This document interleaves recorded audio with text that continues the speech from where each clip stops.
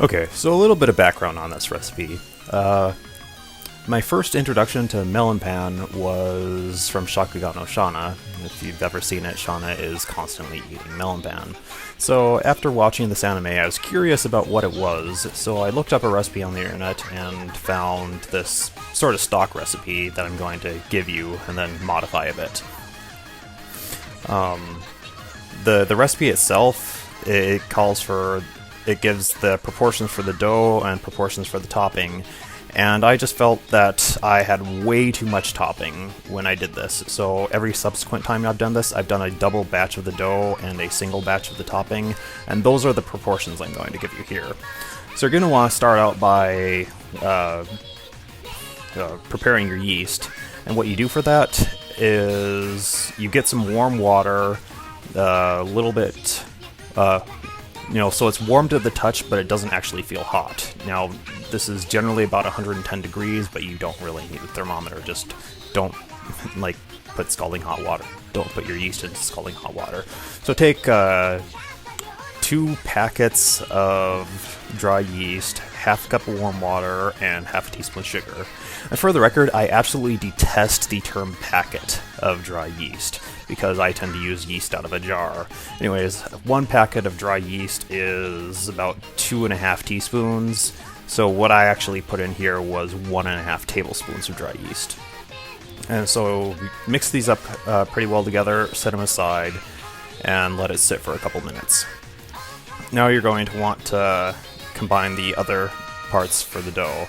You're going to want to take 1 3/4 cup water, 6 tablespoons butter, 1/4 cup of sugar, 1 tablespoon salt, and mix those all together, and then mix your yeast mixture into that.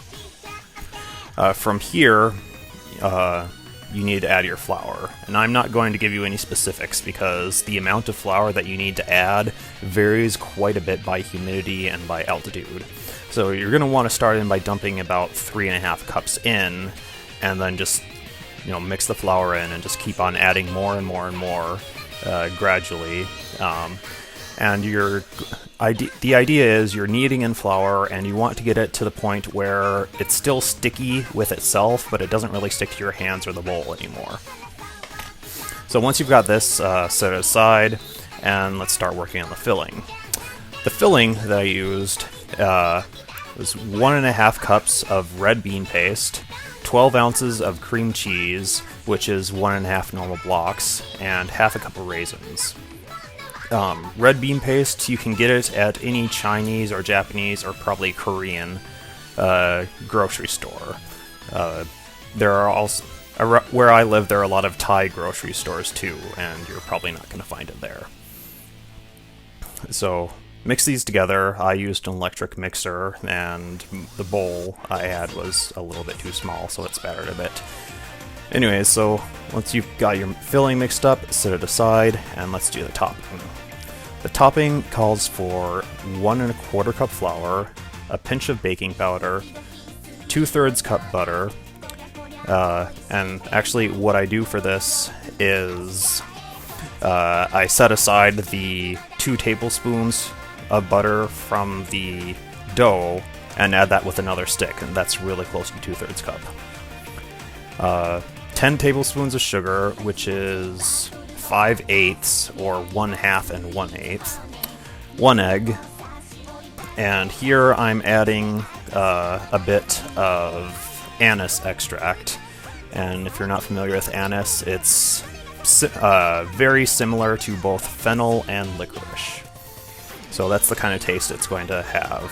If you don't care for the taste of black licorice or black jelly beans, feel free to use any other fruity flavor you so choose. The actual recipe originally suggested lemon zest and melon extract, but I didn't have any of those at the time, so I'm just going with something else. So now once you've got all that together, you're going to want the dough to rest a little bit longer, probably about a little over an hour in total.